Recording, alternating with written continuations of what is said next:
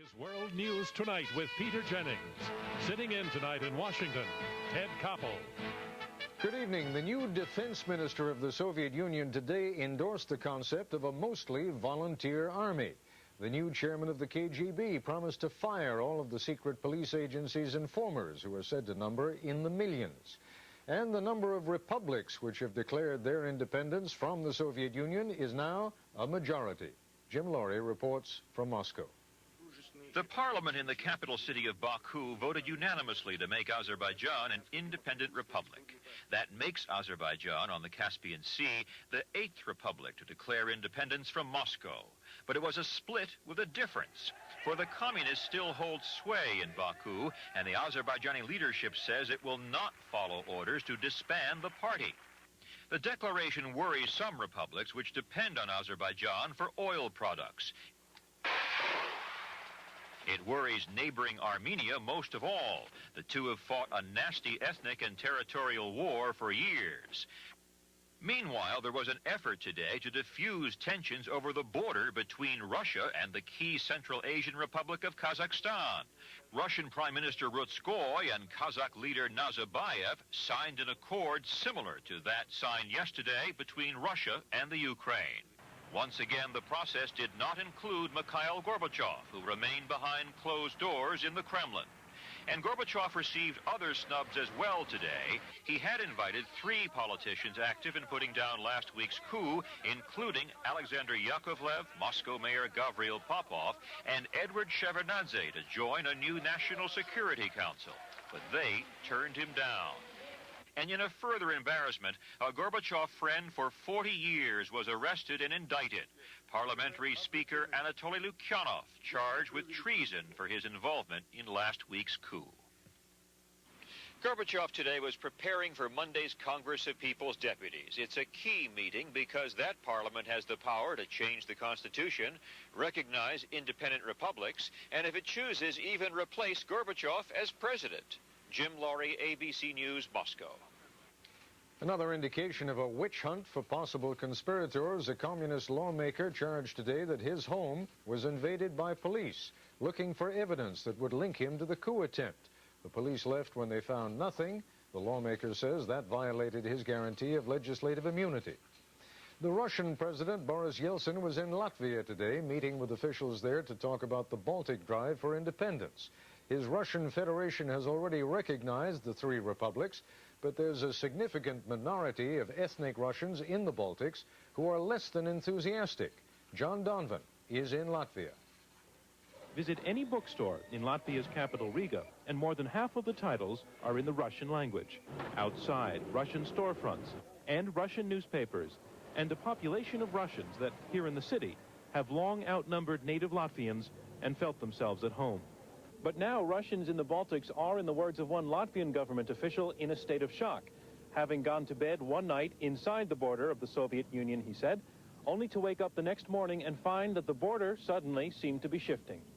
Now there are Latvian flags where the Soviet hammer and sickle once flew, and Russians are no longer sure where they fit in. This is the question. This is the question that people does not know citizen of what state is he. This worker named Victor lives in a rusting railroad car, as do all of his neighbors, most of them Russian workers who came here for jobs in the last 20 years. I'm not happy with the independent Latvia, one of them says. I don't think most people are. Victor plans to stay in Latvia. I have nowhere else to go, he says. But Vladimir and Natalia Pisarevsky, both Russian factory workers who came here in the 70s, have given some thought to leaving. It is very difficult what they want us to do, to go from one nationality to another, without any real chance to get ready for it. That's why I'm afraid of it. Latvia's parliament, trying to reassert local culture after 50 years of Soviet suppression, has passed laws replacing Russian with Latvian as the official language, required for many government jobs. That would disqualify many Russians who never learned the language.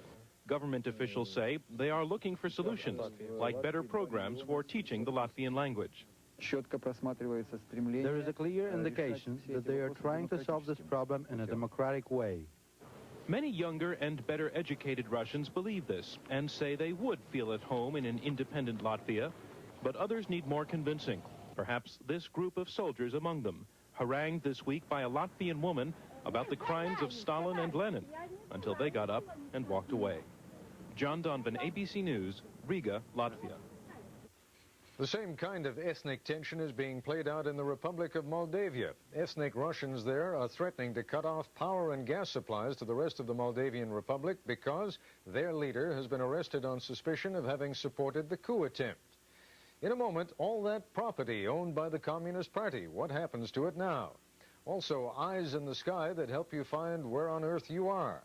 And our person of the week, a smashing return. The Communist Party has been suspended, even outlawed, across the Soviet Union. There's a new question confronting reformers. What to do with all the property seized from the party? Here's ABC's Rick Endefurth. The hallways of Communist Party headquarters in Moscow are empty now.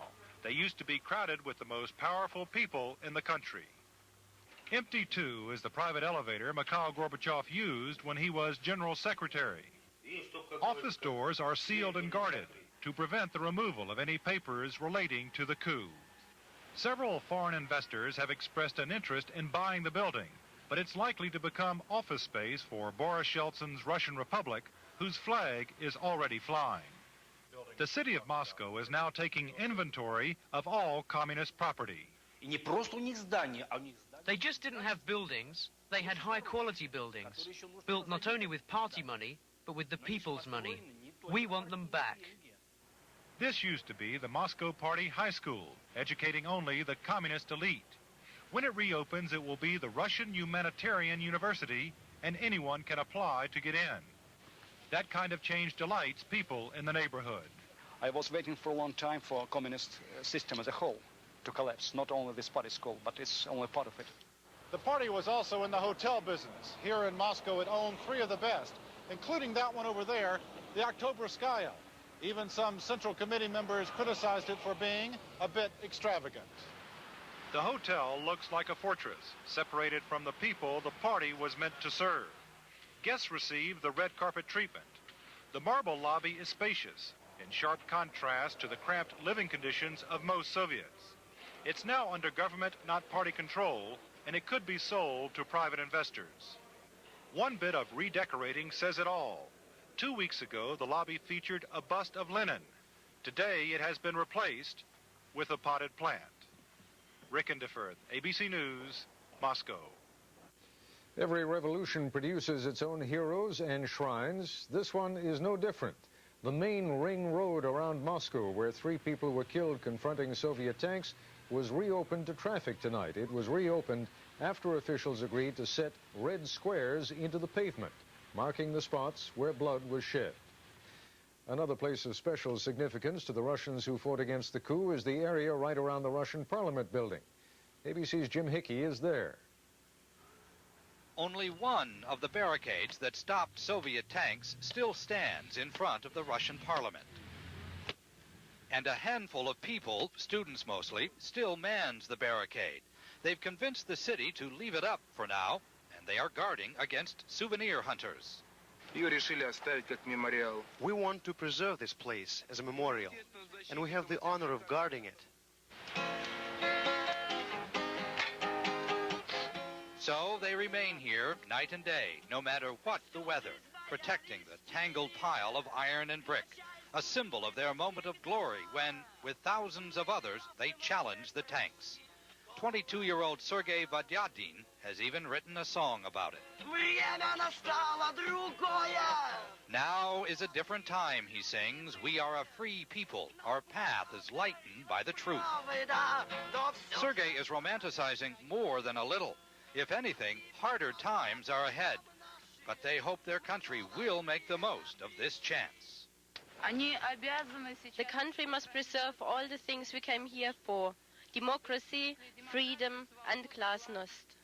This spot, where these people defended the Russian Republic last week, is already a monument to a time when workers mounted the barricades once before, during the 1917 Russian Revolution, when communism was born.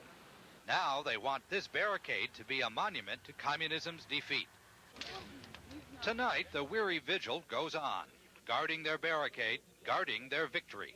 For 73 years, we were under oppression, says Sergei, the songwriter. The communists won't give up easily. Jim